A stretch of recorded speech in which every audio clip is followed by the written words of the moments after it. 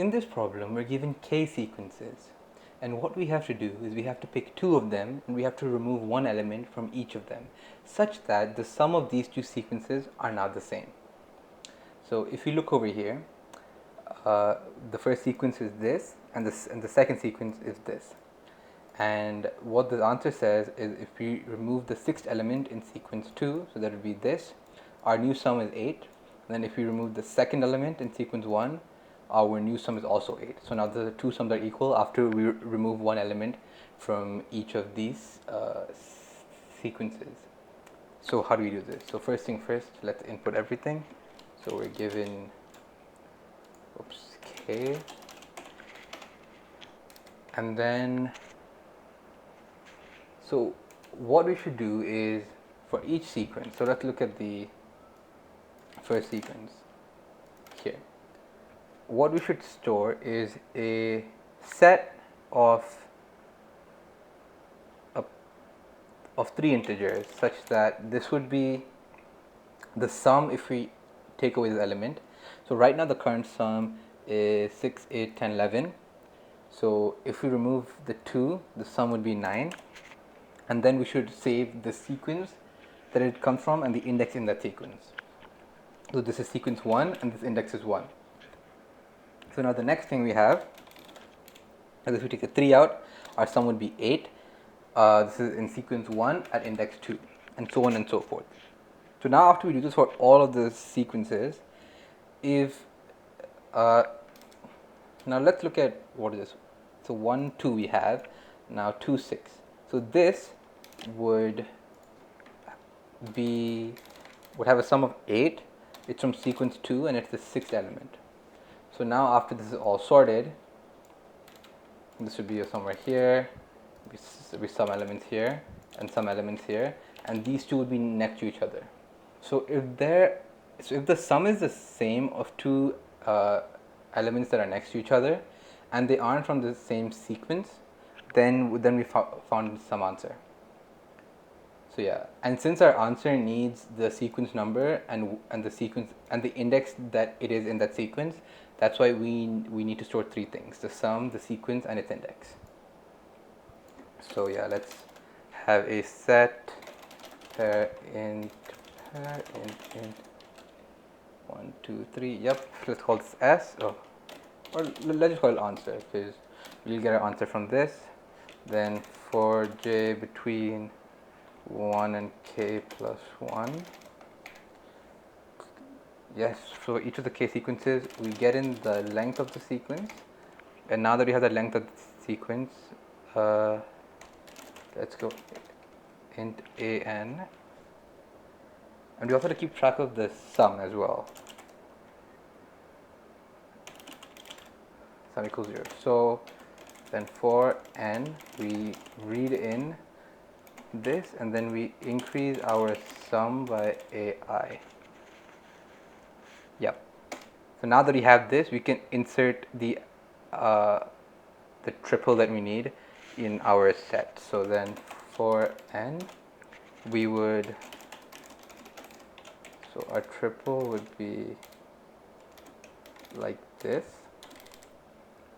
The first thing we insert would be the sum, so that would be sum without this element actually, so it would be sum minus ai, and then we would want this to be, so this is a jth sequence and the index would be I plus 1 because it's 1 indexed. Yeah, okay. So now that we have this, we care about so we want to compare two elements that are next to each other. So let's just have a pair int called previous, and we'll initialize this as the very first element. So this would be answer.begin. And then let's go through all the elements in answer, and then okay, so if our element is equivalent to answer.begin, we can just continue. does that? Yeah, because that's saved as a previous, and what we're going to do is we're going to compare the current element with the previous element, and the previous element will be saved in previous. So if it's the first element, we continue to the next one, and then we'll check a few things. So if previous dot first is the same as the element dot first, yeah, and previous dot second dot first doesn't equal element dot second dot first. So what this says is that the sum without this element is the same, and they are both not from the same sequence. Then we know we have found an answer. So our answer would be yes. So we output yes, and then we have to print out. Okay, so then we'll see out previous dot second dot first and previous dot second, and then we'll do the same thing with the current element. That'd be element dot second dot first, which would be its sequence number, and then element dot second, which would be the sequence index. So now that we have done this, we can just break and we're done. And we need some kind of boolean to tell us if we've broken out of this loop or if we never reached this loop. So done equals 1. So let's have some boolean called done. And initially we aren't done. Only once we enter this and we find some kind of pair that works, only then are we done. So then at the very end, we can just check if we are not done, then we have to see out no, and that should be it. Okay, previous. What's this?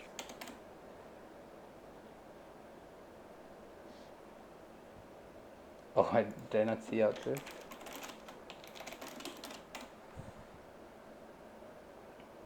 Yep, that looks good to me. So let's.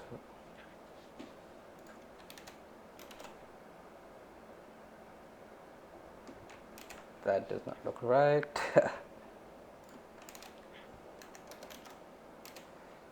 So it always just says no.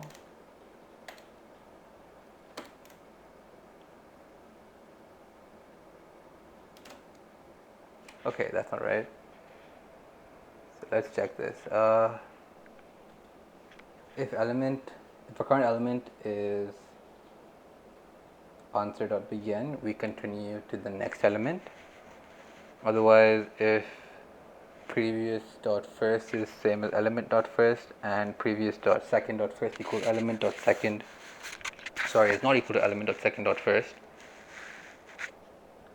then we see out yes. Oh, of course, then you have to always update previous, which I forgot. So otherwise we'll have to update previous. So previous dot first equals element dot first, previous dot second dot first equals element dot second dot first, and finally previous dot second dot wait, can I just say previous equal element? Oh, nice. Okay. So now let's run C.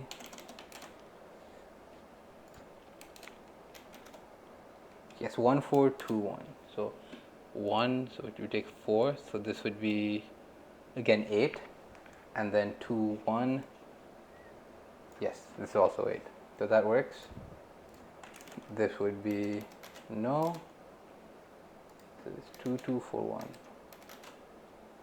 2 5 4 1. 2 5, yes, and then 4 1. Yep, that's right. So submit.